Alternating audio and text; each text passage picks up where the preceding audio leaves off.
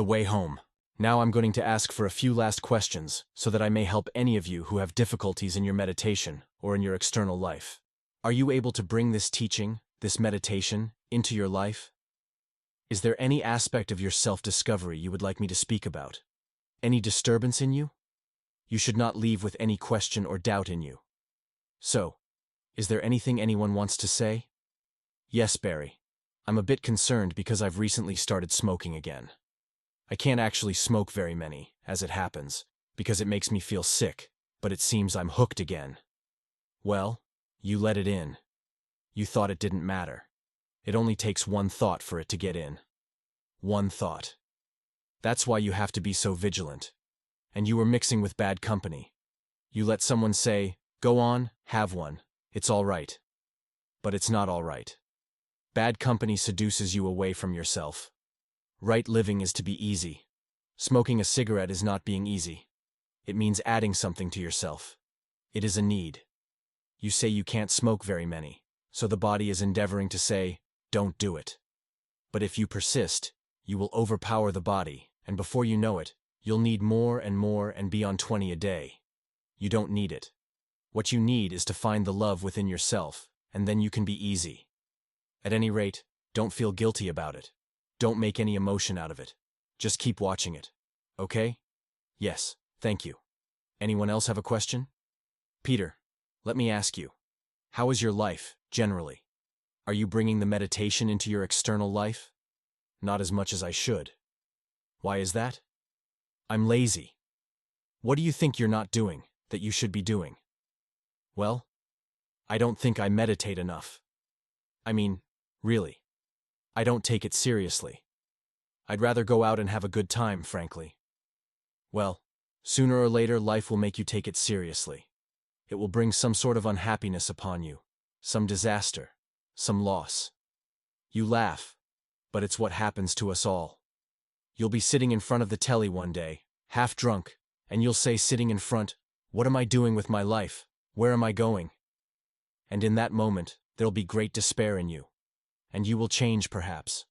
Or life will take away from you something you value, something that you'd put a lot of your life into. It will take it away just to show you that living is not good. No one's life is any good. Look at the life of anyone you know. Look at the top man in the stock exchange, whoever he is. It may look as if he's got a good life, but he and everyone else is desperately unhappy. Life is only good in God when the truth is found. I'm just stating the fact of life as it is. It's all right when you're in your 20s. Perhaps it's all right when you're in your 30s. But sooner or later, you get the reflection of yourself. What's it about? What have I done? What am I doing? Where am I going? And the people you love, they leave you or die. You cannot show me anyone that is really happy. You go and speak to them one day, they're happy. And the next day, they're weeping. Or in a bad mood. That is not happiness. Happiness is in God and God alone. Okay, Peter. You've been in my company, and perhaps you've been to other teachers who are real. And that means you have inside of you a longing to find yourself, to find God. Now do the best you can. But remember, to meditate is to feel yourself. And you can do that anywhere, even while you're in the pub with friends. When you walk up to the bar, you feel yourself. That is the meditation. Stay with yourself. With the first drink, feel yourself. The first couple of drinks make you feel good. This is great. But then as you go on drinking, you feel less and less of yourself and feel worse and worse. But even as you're drinking, you can pause to feel yourself. And as you're chatting at dinner parties or whatever you're doing, you can feel yourself. So there's plenty of time to meditate, isn't there? Even if you're not sitting down to do it on your own. Now, Pamela, would you tell me what has been happening in you? Well, Barry, since you spoke this morning, I have been feeling the center. There was a lot of intense feeling all day, and it got very strong this afternoon until it was a great stillness, and I seemed to go deeper within.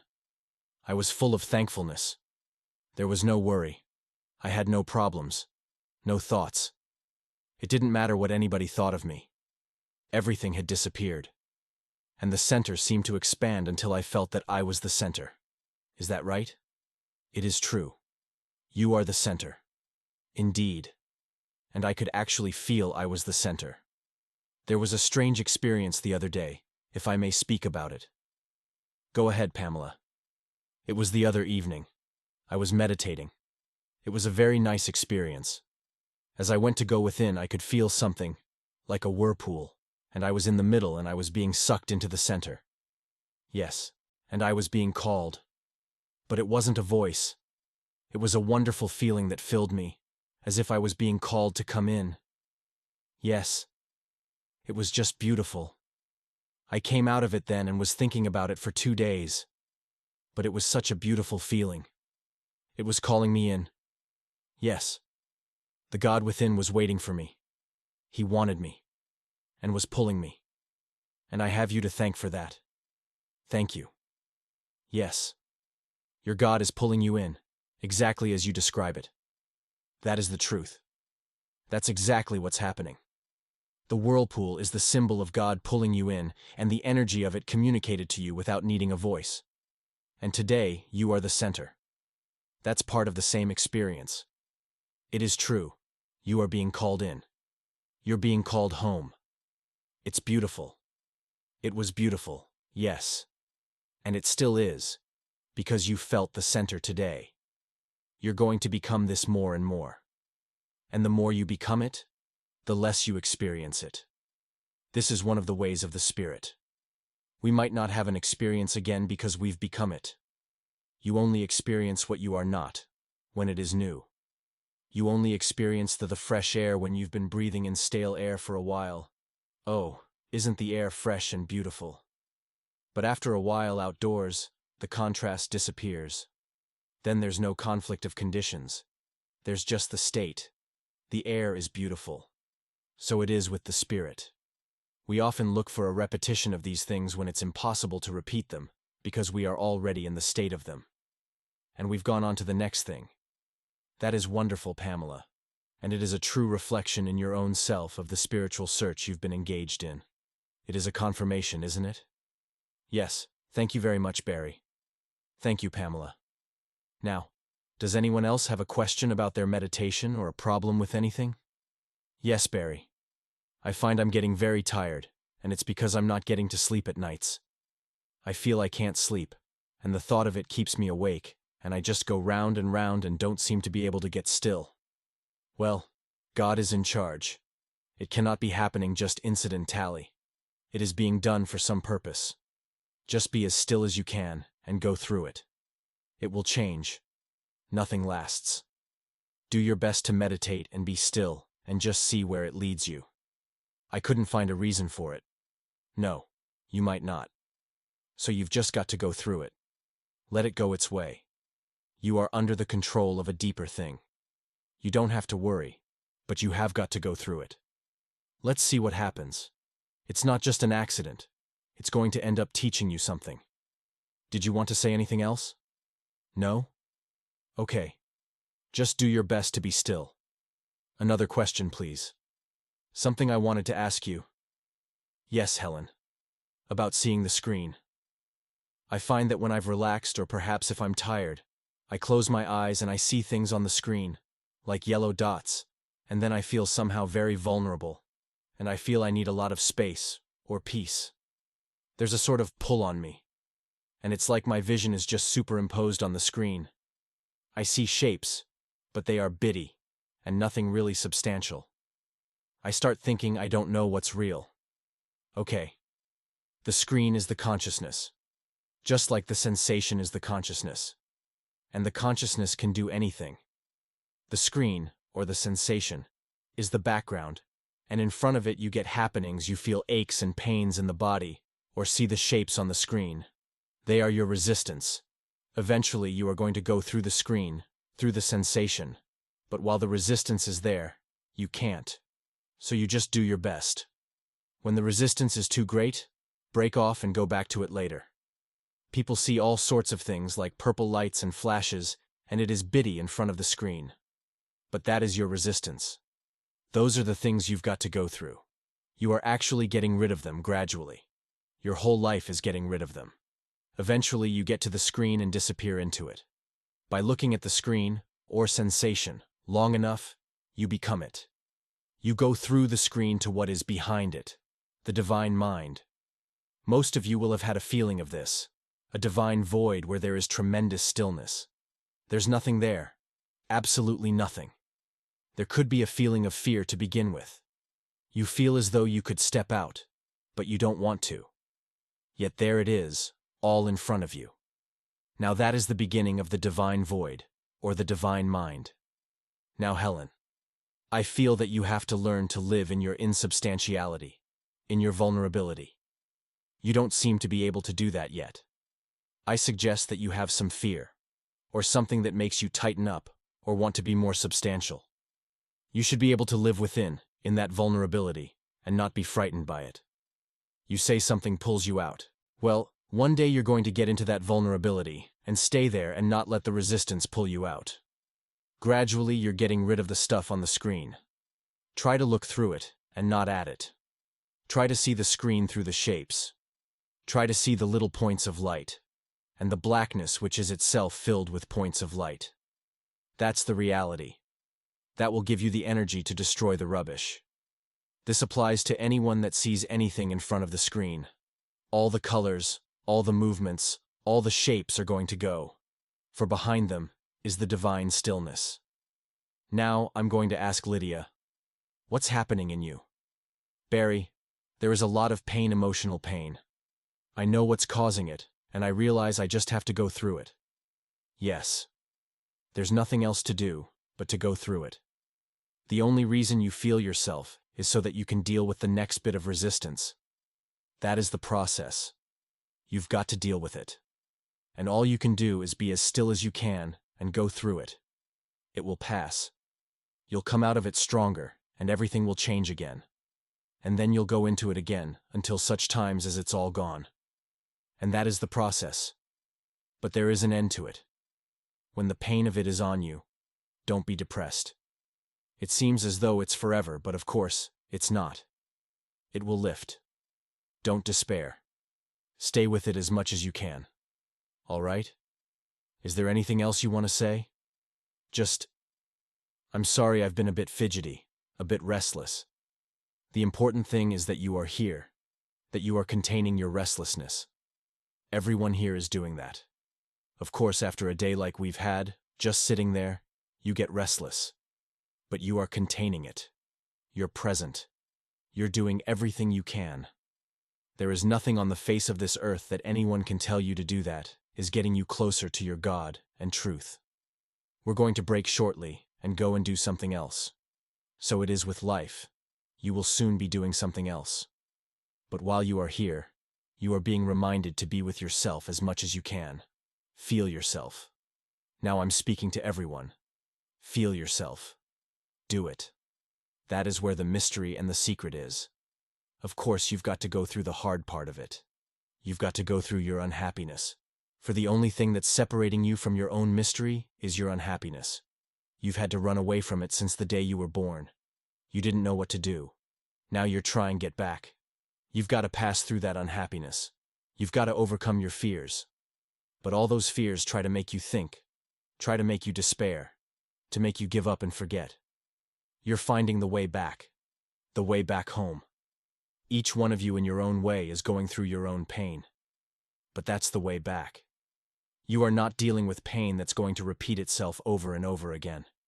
You're through with that. You don't want any more of the karmic repetition where you just repeat the old errors of the past over and over again, living in pleasure and pain. Pleasure today. Isn't this great? Isn't this exciting? Pain tomorrow. Up one day, down the next. You're through with that. You're coming home. And the way home means traveling back through the dark tunnel of yourself. It means facing up to the pain that has not been faced in the past. But it's all right. It's only past. You'll notice that you are alive underneath it. Somehow or other there's more reality. Something's better than it used to be. So go through it. Don't lose heart. Tomorrow it will change. Or the next day. It does not go on endlessly. You think, this will never end. You really think that. But emotion does not have the power to endure. Only the spirit never ends. Emotion has to go in fits and starts. So if you're going through it, just be patient. Do your best. Stay with yourself. Does anyone else have anything to say? Jessica? Yes, Barry. I find it very difficult to be myself today. My body's very painful. It's like another entity inside me that comes to have a runaround, or scream or something. I can feel this tension in my jaw. It's a feeling. Like having a load of worms all crawling around beneath the skin. And I find it very difficult to sit still. Yes. That's a good description of it. Yes. It is difficult. But you are containing it as well as you can. The fact is you are endeavoring. You consciously know what you're doing. Not using you. It's not getting away with it. If it's getting away with anything, it's still not getting away with everything. You are being there. You are making your body more conscious. The other thing that happens is something like a barrage of thoughts comes across me, and I get very drowsy. Yes. Well, thinking is sleeping. It is dreamy sleep while you're awake. The dream images of sleep are thoughts. But you've got to go through it until you wake up and the thinking stops. At times like this, when you've got this frantic thing in your body, then thoughts will come because the thoughts are the movement. The screen or sensation I've been talking about is stillness. The thing you're talking about, the restlessness, is the emotion in front of the stillness. So there is movement in front of your stillness, or images moving on your screen. That is all emotion. That is, motion moving outwards, which causes thought. The important thing is to know the stillness is there behind the emotion, and to know what it is you're dealing with, to know what the thing, the entity, is that you've had in you, that has lived off you since you were a child, and has become strong, and which you've been strangling ever since you turned towards the spiritual path. For that's when you started to cut off its nourishment. Even today you're just cornering it. It gets away for a while. Okay. But you never let up on it. You're soon back at it. Now I'm talking to every one of you. Do not let this entity, this phantom, rest. Some days, when you're right up against it, you feel pretty low and emotional. But you've got no choice. You've decided your way. You won't give up. Thank you, Jessica. Does anyone else want to say anything? Sarah? Yes, Barry, I want to say. How painful it is living with emotion. There is so much pressure from the world, and the relationship I'm in with my boyfriend is so difficult sometimes. If I try not to get stuck in the emotion, it just makes me more upset. Yes. Yes, you just have to give the whole lot up. But it's not easy. And it's only done in time. The emotion was made in time, and you can only get rid of it in time. It consists of time. So you've just got to go through it. And when the emotion is there, it's best to face it. But remember, it can be thrown off, more and more. Your whole life is devoted towards that end. You give it up now. Every second you let it go now. Every second. But remember, be easy. There is no pressure of the world on you now. It is not true. That's all imagination. There's nothing here now to make you emotional. Nothing is threatening you if you don't think. Do not hold on. There's nothing worth holding on to, even with your boyfriend. Go and face him. Face him new. It might have changed. You might think, oh, it's never going to change. But it will change, as you change.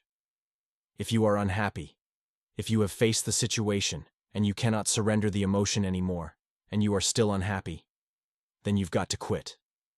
Do not hold on. You have nothing to fear. You've got to quit. You've got to do it.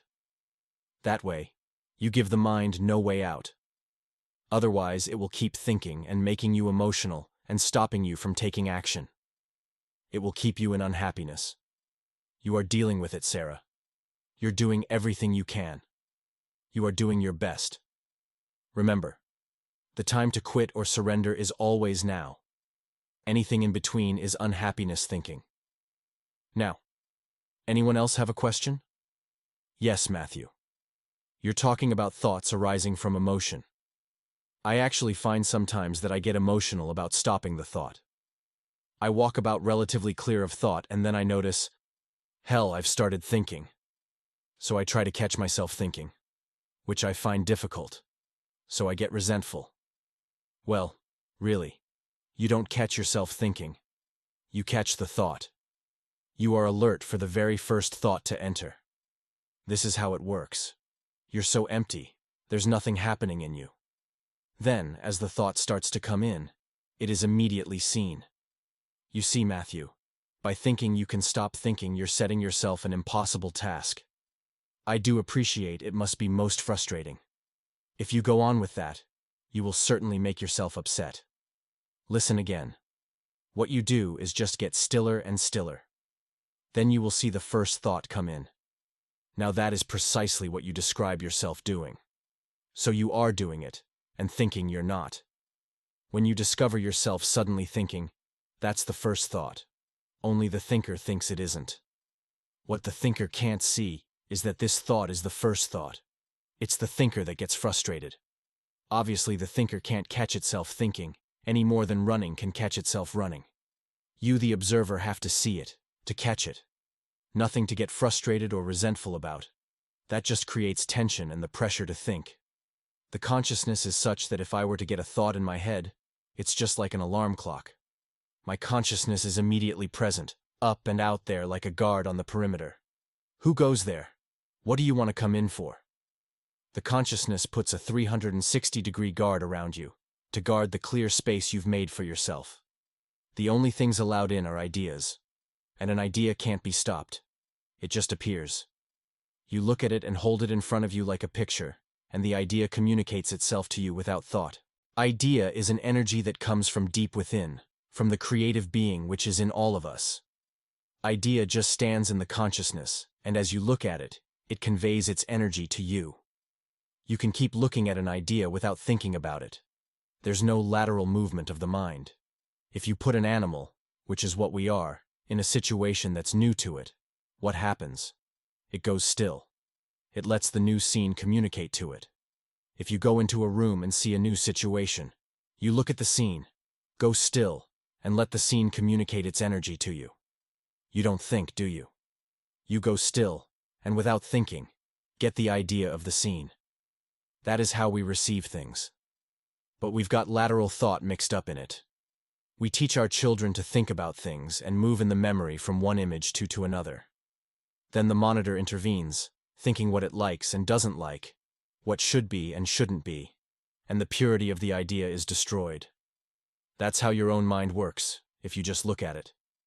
The idea A comes in, and you let it communicate to you. Lateral thought is not like that. It's discursive. It leads you out and away. One picture frame after another, concept after concept. Idea is not concept. Idea is filled with energy, presence. Concept is filled with past. You can only conceive of what you've heard before. If you haven't experienced it before, you can't conceive of it. That means it's made up of past. It's not energetic. Idea is fresh, new, creative, wonderful. You can't believe it. Sometimes it's so clear and pure. It is energy communicating to you. It is energetic. Energetic means coming out of your center. Concepts come out of your memory. Feel yourself? That's where ideas come from. We have to get back to idea. Sometimes there's a mixture of idea and concept, which is the condition of our times. But what we're endeavoring to do is live in the pure idea, get rid of the concepts, and be utterly creative, to live in the idea. So Matthew, you just go stiller and stiller, and be as easy as you can, and gradually you will extend your perimeter and make it more secure. Okay? Well, I suppose I've been under the impression that whatever happened in my space, it was somehow undesirable, and now you seem to be saying that the entry of ideas, as opposed to concepts, is valid after all.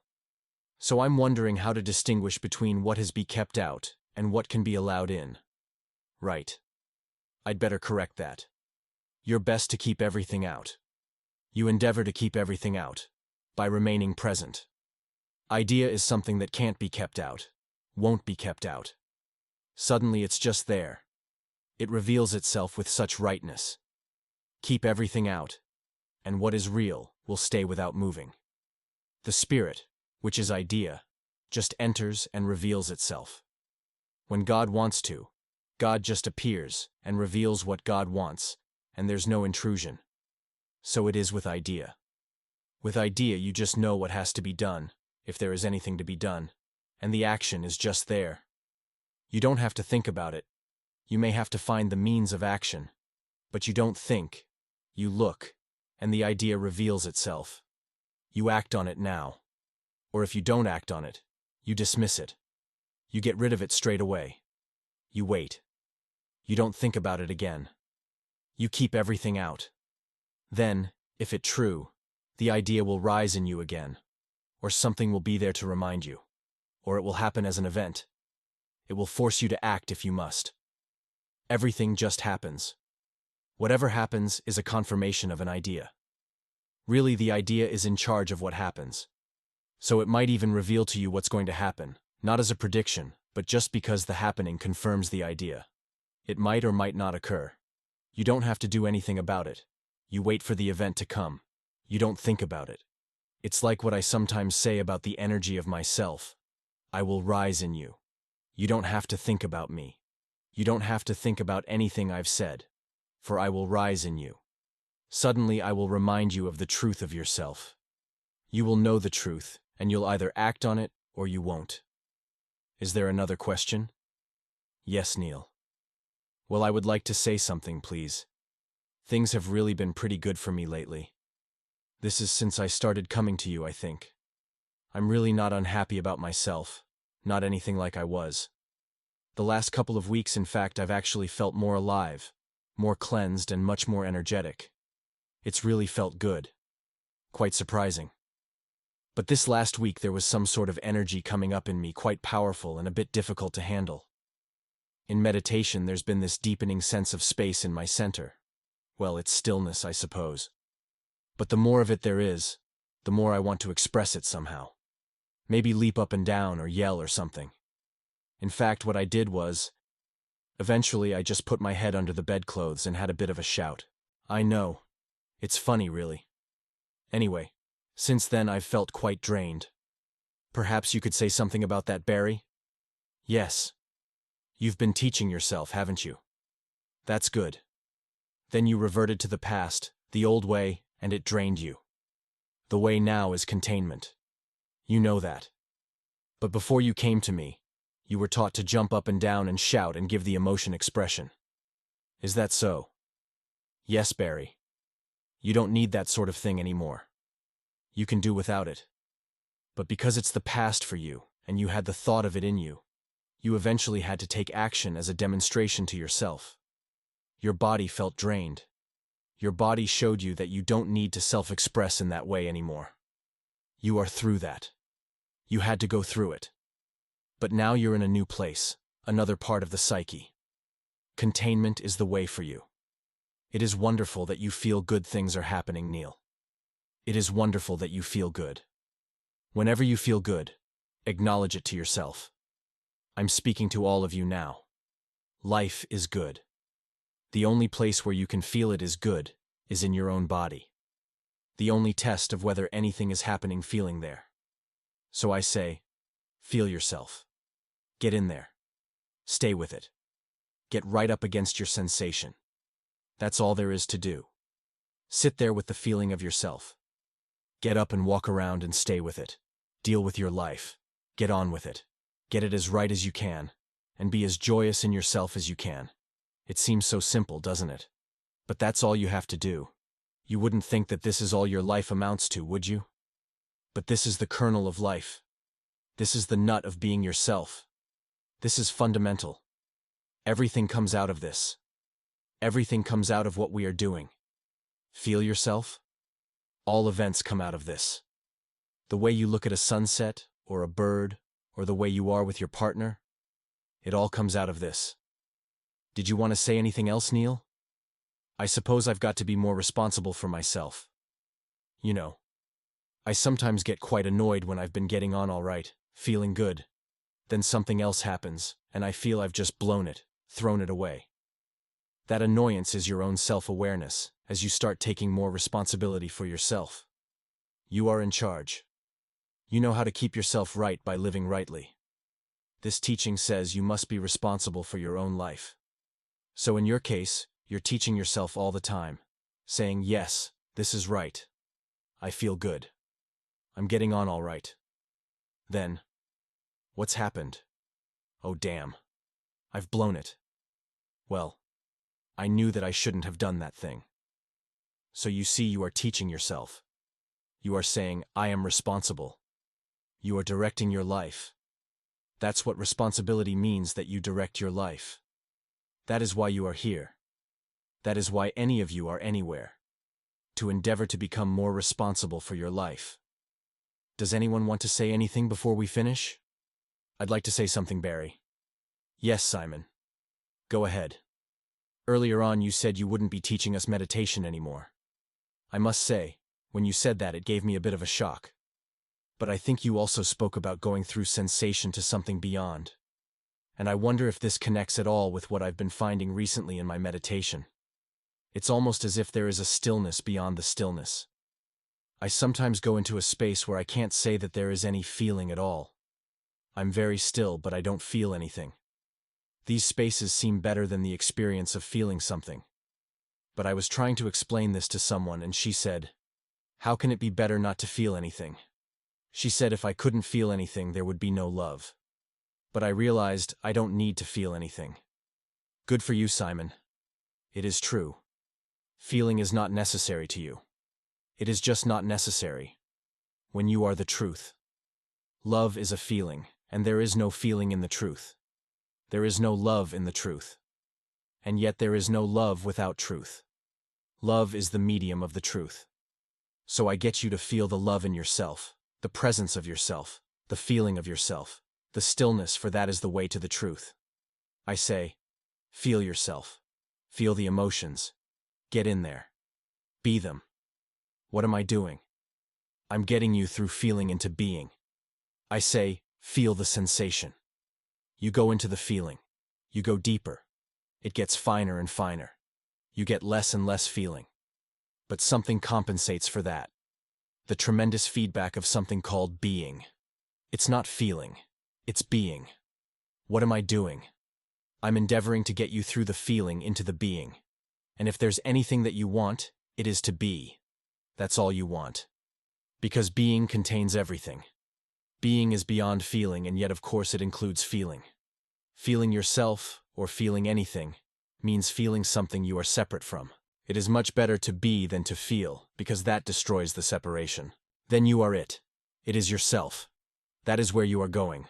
I say, feel, feel, feel. Because I want you to end up being, in the union of yourself. Thank you, Simon, for mentioning that. Anything else before we finish? Just that I feel very, very grateful. Thank you. Thank you, and thank you all for being here with me. I trust we shall be together again. Meanwhile, remember, feel yourself. You are going towards being. It is being that you want. It is to get through sensation, to get through the screen, to get through feeling. It is that you want, so that you can be. Keep up the good work.